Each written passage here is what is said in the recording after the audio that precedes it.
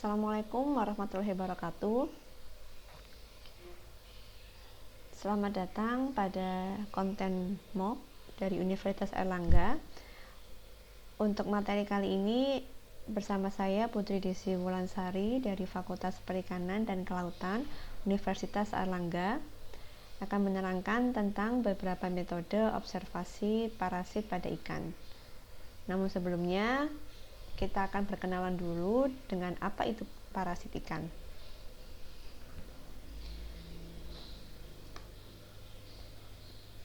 Secara definisi, parasit merupakan organisme yang mengambil manfaat dengan cara hidup pada organisme lain, di mana organisme lain ini kita sebut sebagai host atau inang. Jadi bisa didefinisikan bahwa parasit merupakan organisme yang hidup pada organisme lain dengan cara mengambil keuntungan pada organisme yang ditumpanginya. Apa yang diambil dari host atau inang? Jadi parasit ini ketika dia ada pada inang, maka dia akan mengambil sejumlah makanan atau nutrisi yang berasal dari inangnya. Parasit bisa dibedakan menjadi dua, ektoparasit dan juga endoparasit. Ektoparasit merupakan parasit yang bisa kita temukan menginvestasi pada permukaan tubuh inang atau pada organ-organ lain pada inang yang mudah untuk dijangkau. Sebagai contoh, adanya ektoparasit pada sirip ikan, atau adanya investasi ektoparasit pada insang ikan, atau bisa juga kita menemukan ektoparasit pada lidah ikan. Sedangkan endoparasit merupakan parasit yang bisa kita temukan pada organ dalam dari ikan. Apakah itu pada mesenterium atau apakah itu pada saluran pencernaan dari ikan.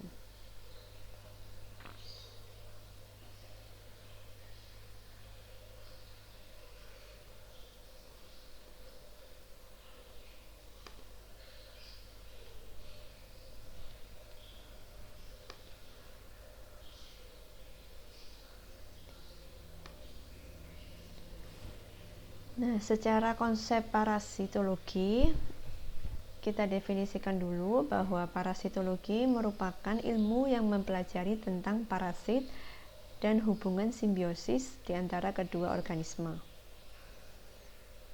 Jadi artinya bahwa ketika kita mempelajari ilmu yang berkaitan dengan parasit dan interaksi antara parasit dan inang, maka kita mempelajari tentang hubungan simbiosis di antara parasit dan inangnya.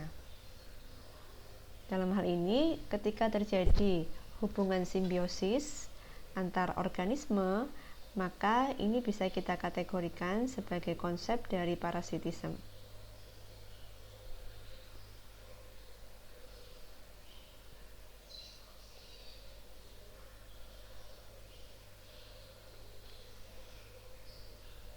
Nah, pada parasitologi, kita akan mempelajari tentang parasit secara biologi, secara morfologi, dan juga mekanisme terjadinya proses simbiosis antara parasit dan inangnya.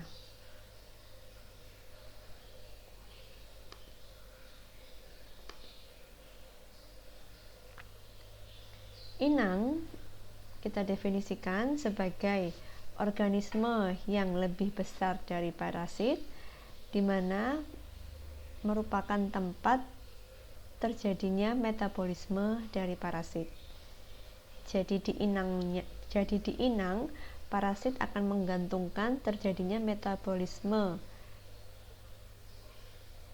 Inang bisa didefinisikan sebagai organisme yang berukuran besar, di mana parasit menggantungkan terjadinya proses metabolisme. Dalam hal ini, ketika parasit menginvestasi inang, maka bisa saja terjadi. Dalam hal ini, jika parasit menginvestasi inang, maka bisa saja akan membahayakan inang, atau parasit pada tubuh inang akan mengambil keuntungan yang tidak membahayakan.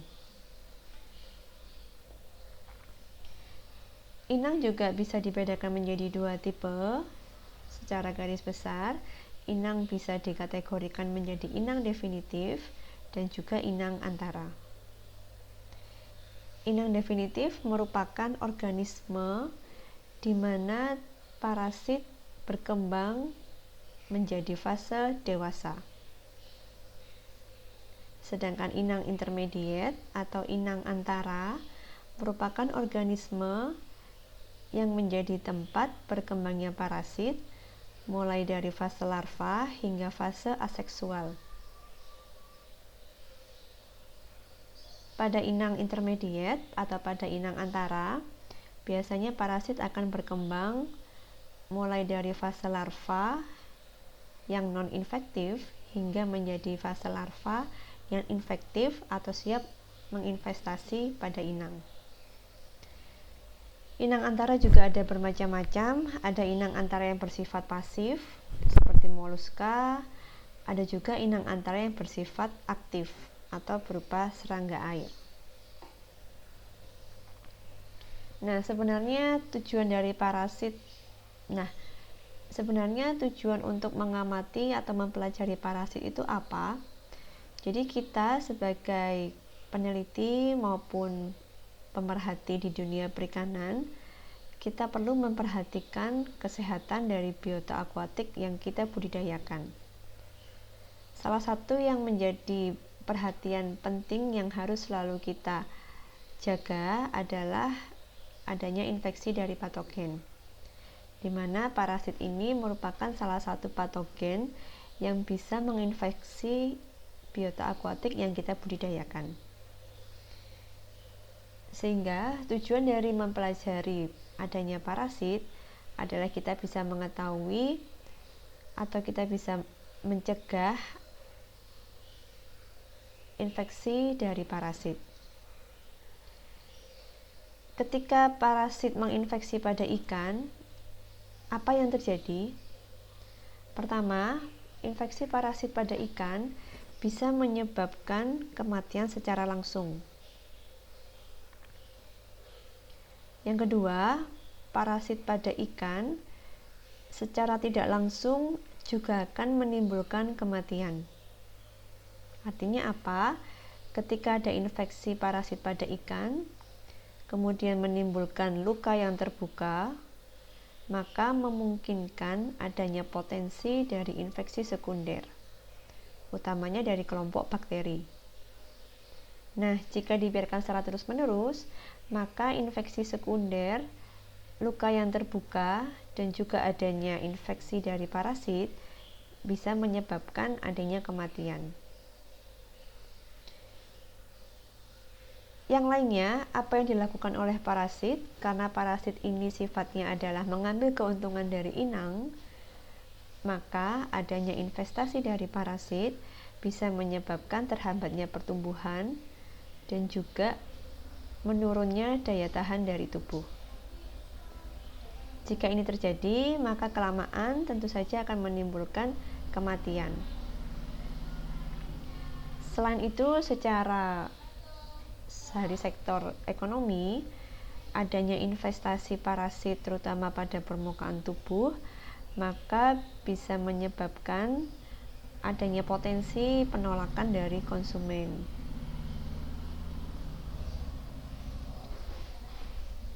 Nah, ini tiga segitiga yang menjadi konsep terjadinya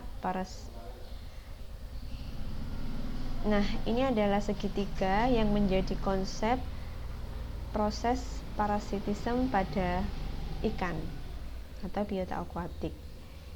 Jadi pada segitiga ini ada peranan dari tiga faktor. Pertama adalah parasitnya sendiri, kedua adalah inang atau host, dan yang ketiga adalah pengaruh lingkungan. Jadi ketika di suatu perairan terdapat parasit, kemudian terdapat inang, dalam hal ini adalah ikan, maka parasit yang menginfeksi ikan disupport dengan kondisi lingkungan yang buruk, maka bisa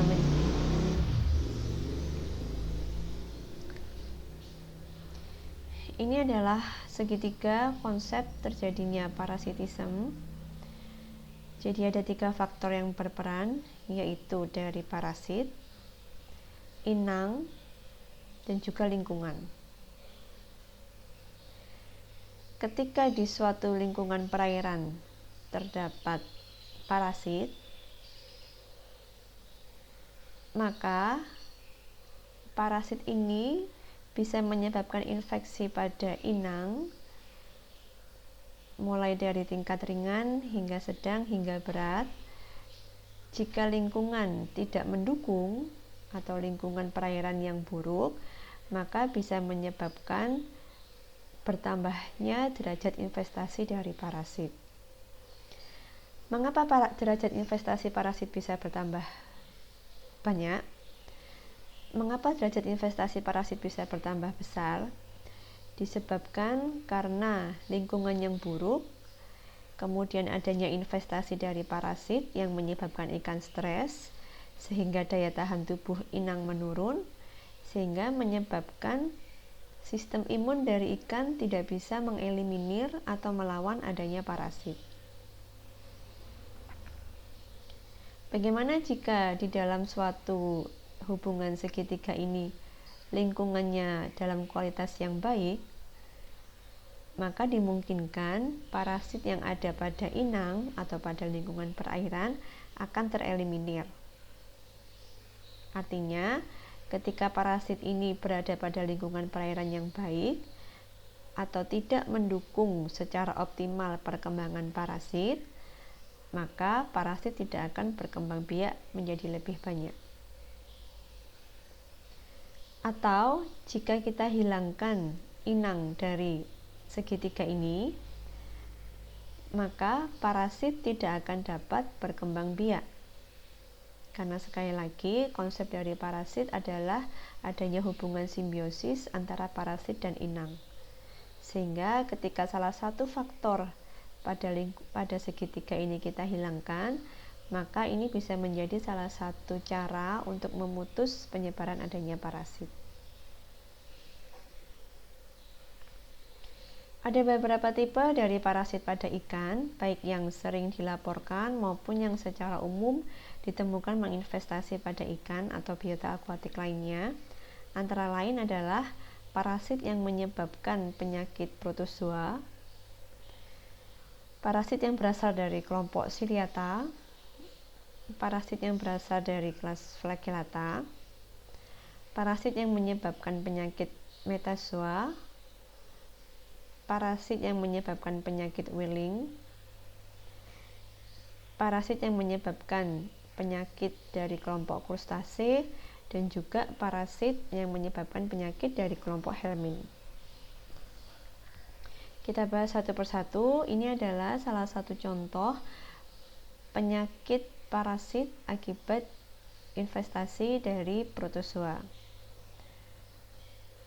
Parasit dari protozoa ini merupakan organisme dengan sel tunggal. Di dalam lingkungan perairan akuatik, parasit dari kelas protozoa ini hidup secara bebas. Parasit dari kelompok protozoa memiliki siklus hidup langsung, baik itu melalui pembelahan maupun ditemukan dalam bentuk kista. Parasit protozoa pada ikan bisa bersifat sebagai ektoparasit maupun bisa bersifat sebagai endoparasit. Artinya, parasit protozoa ini bisa kita temukan pada permukaan tubuh ikan ataupun pada organ dalam dari ikan. Dan parasit protozoa bisa berasal dari kelas Ciliata maupun dari kelas Flagellata. Seperti yang tampak pada gambar, ini merupakan contoh-contoh dari parasit protozoa.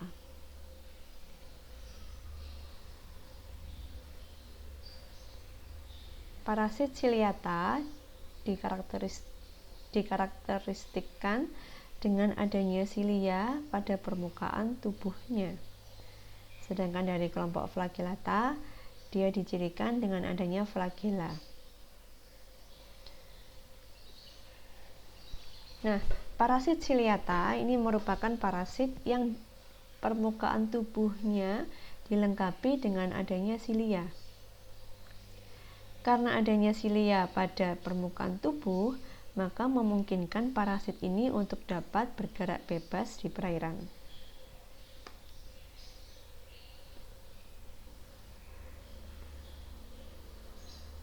Parasit dari kelompok ciliata merupakan parasit yang permukaan tubuhnya dilengkapi oleh silia.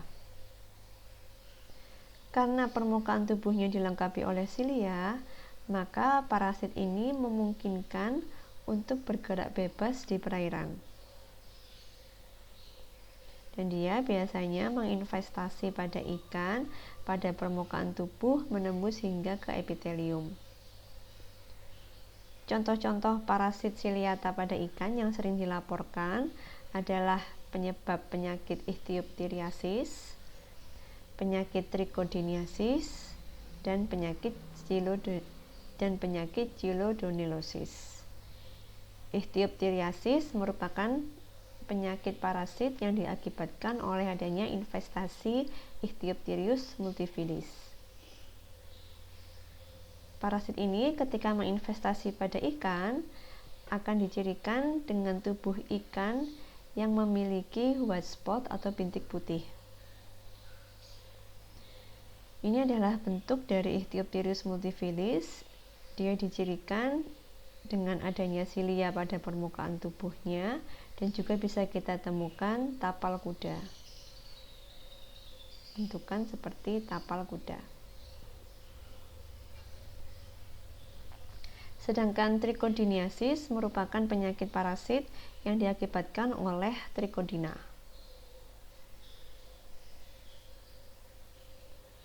Sedangkan chilodonellosis merupakan parasit pada ikan yang disebabkan oleh Chilodonella.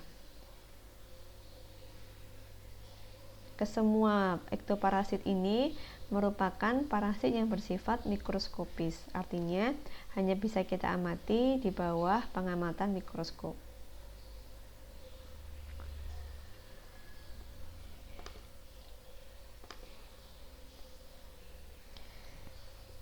Sedangkan untuk flagellata, ini masih dari parasit protozoa. Flagellata merupakan parasit yang berukuran kecil yang bisa menginvestasi di bagian eksternal maupun di bagian internal. Flagellata, parasit dari kelompok flagellata ini memiliki beberapa buah flagella.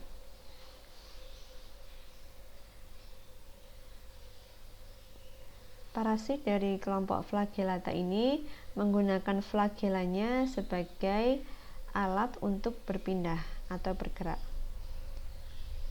Contoh parasit yang bisa ditemukan pada ikan dari kelompok flagellata ini adalah penyakit ichthyopodosis dan penyakit hexametasis. Parasit flagellata ini ketika menginvestasi pada ikan bisa dicirikan dengan tampaknya parasit flagella dengan di bawah pengamatan mikroskop, atau juga ketika dia menginvestasi pada ikan, dia bisa menimbulkan luka yang terbuka.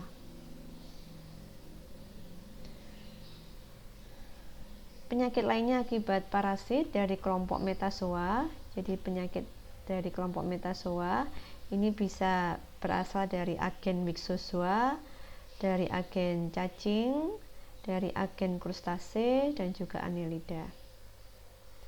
Parasit-parasit pada kelompok ini memiliki siklus hidup langsung ataupun tidak langsung.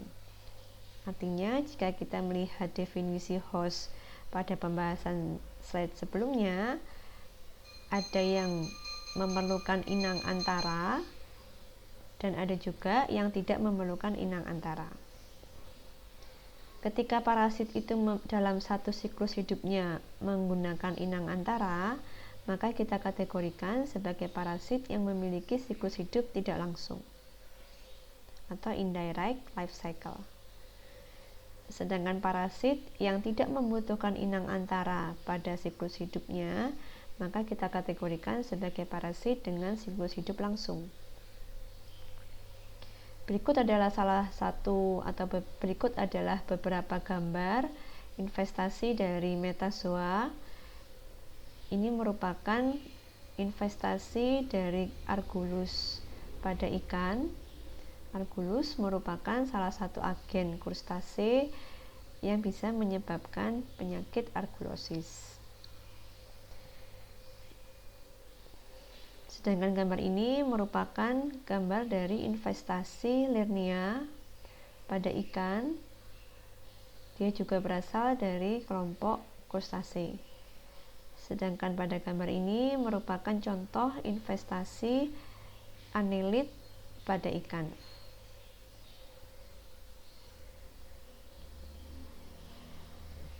Parasit lainnya yang disebabkan oleh penyakit lainnya yang disebabkan oleh parasit yaitu Willing disease. Willing disease ini merupakan parasit yang disebabkan oleh agen myxozoa atau pada ikan bisa kita temukan adanya investasi Myxobolus. Pada ikan, Myxobolus ini ditemukan dalam bentuk spora berukuran mikron.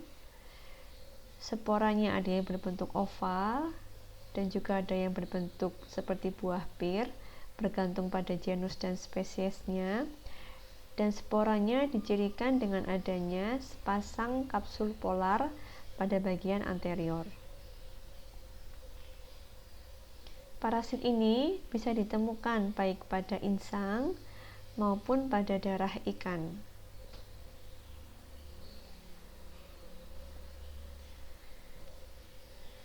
Berikut adalah penyakit parasit pada ikan dari kelompok krustase. Jadi parasit krustase pada ikan ini merupakan parasit yang paling sering dan paling banyak dilaporkan bisa menyebabkan kerusakan yang berbahaya jika menginvestasi permukaan tubuh ikan. Kasus yang sering dilaporkan berasal dari agen Argulus dan juga Lirnia. Kedua parasit ini sering dilaporkan menginvestasi baik pada ikan konsumsi air tawar maupun ikan hias air tawar. Argulus atau disebut juga kutu ikan bisa kita amati baik secara makroskopis maupun secara mikroskopis. Ini adalah gambaran dari Argulus ketika menginvestasi ikan. Sedangkan ini adalah gambaran morfologi dari Argulus. Argulus dicirikan dengan terdapatnya proboscis.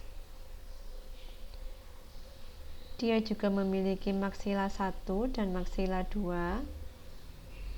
Maksila 1 dan maksila 2, di mana maksila 1 dan maksila 2 ini digunakan sebagai pembeda antar spesies Argulus. Argulus jantan dan Argulus betina merupakan dua organisme yang berbeda. Bisa kita bedakan jenis kelaminnya dengan melihat bagian abdomen dari Argulus. Argulus memiliki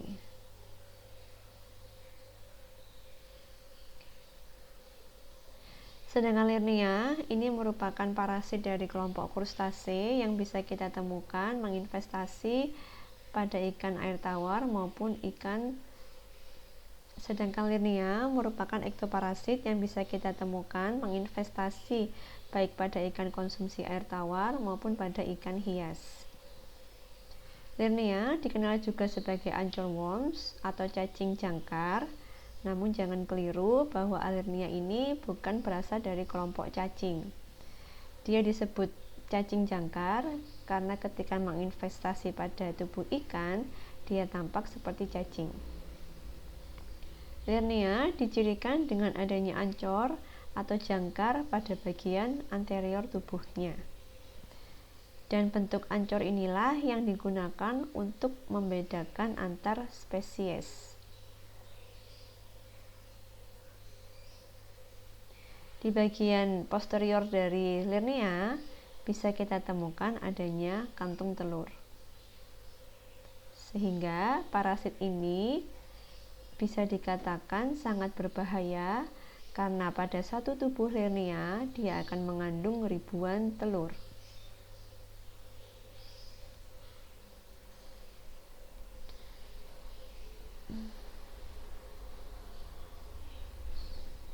Penyakit lainnya akibat helmin.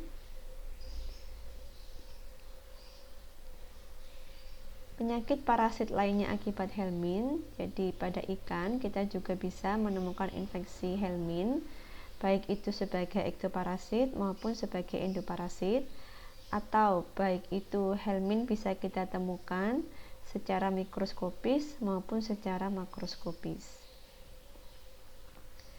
Parasit akibat helmin atau akibat cacing. Helmin pada ikan atau cacing pada ikan, parasit cacing pada ikan ada yang memiliki siklus hidup langsung dan juga ada yang memiliki siklus hidup tidak langsung. Beberapa parasit pada ikan dari kelompok cacing ada yang berpotensi bersifat zoonosis. Artinya bahwa infeksi helmin pada ikan bisa menimbulkan infeksi atau menyebabkan penularan penyakit pada manusia ketika ikan yang positif mengandung cacing termakan oleh manusia. Beberapa penyakit akibat helmin kita kelompokkan berdasarkan kelasnya. Penyakitnya antara lain trematodiasis, cystodiasis, nematodiasis, acanthosepaliasis. Trematodiasis merupakan parasit akibat helmin dari kelas Trematoda. Sedangkan parasit dari kelompok Cestoda akan menyebabkan adanya penyakit cystodiasis.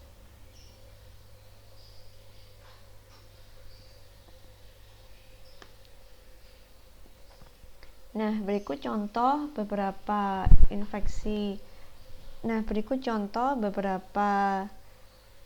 cacing yang ditemukan menginfeksi pada ikan, baik yang bersifat mikroskopis maupun yang bersifat makroskopis, ataupun yang ditemukan secara ektoparasit maupun secara endoparasit. Jika kita klasifikasikan berdasarkan penyakitnya, trematodiasis, nematodiasis, cystodiasis, dan acanthosepaliasis, dan jika kita melihat pada gambar ini merupakan gambaran dari cacing Trematoda. Jadi cacing Trematoda dicirikan dengan bentuk tubuh pipih lonjong seperti daun.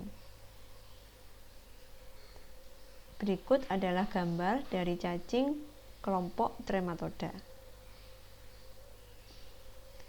Trematoda bisa kita bedakan menjadi dua, Trematoda digenea dan Trematoda monogenea. Jika dilihat berdasarkan morfologi spesimen yang didapat, Trematoda monogenea dicirikan dengan hanya dimilikinya satu saker. Sedangkan Trematoda digenea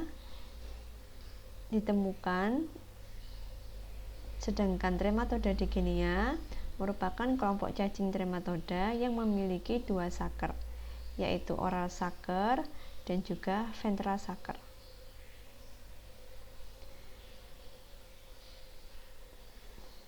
Penyakit akibat cacing lainnya yaitu dari nematodiasis, merupakan penyakit akibat adanya infeksi cacing nematoda.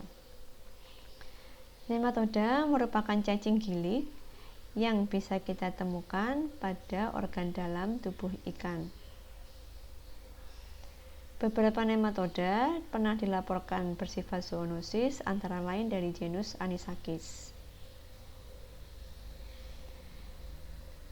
Sedangkan ini merupakan gambaran dari cestodiasis atau penyakit akibat cacing dari kelas Cestoda. Cestoda dengan kata lain adalah cacing pita karena ukurannya yang sangat panjang dan tubuhnya bisa kita kenali dengan adanya segmen. Sedangkan gambar berikut merupakan akanthosepala yang menyebabkan penyakit akanthosepaliasis. Cacing akanthosepala dicirikan dengan adanya proboscis pada bagian anterior.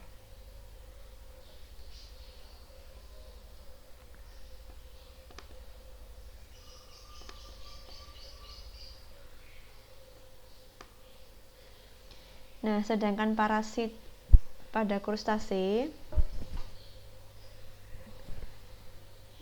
pada hewan-hewan krustase juga pernah dilaporkan adanya infestasi parasit seperti yang bisa dilihat pada gambar. Ini merupakan infestasi parasit pada bagian karapas dari kepiting.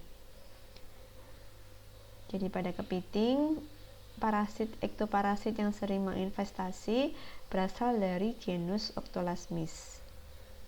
Dia bisa menginvestasi pada bagian cangkangnya maupun pada bagian insangnya.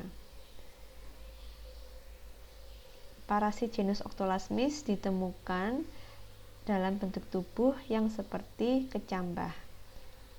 Jadi parasit ini memiliki bagian kepala dan juga adanya pedangkel yang digunakan sebagai alat perlekatan pada tubuh inang.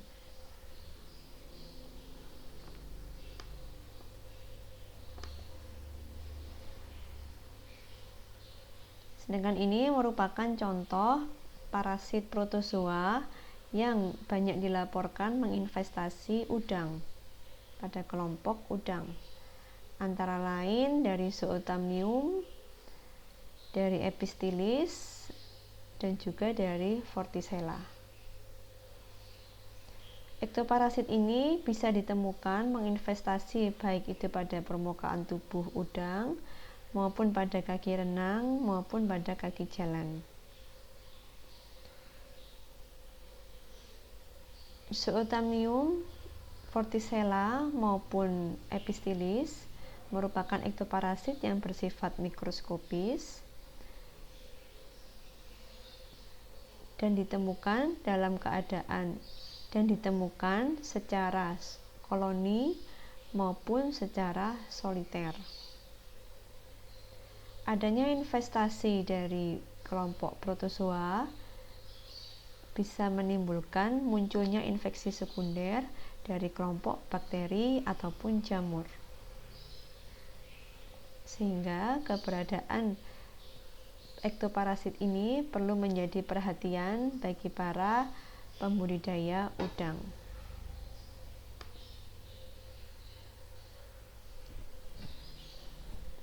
Nah, demikian pembahasan tentang pengantar parasitologi. Kita sudah membahas tentang macam-macam parasit, konsep terjadinya parasitisme. Semoga bisa bermanfaat untuk mempelajari materi berikutnya.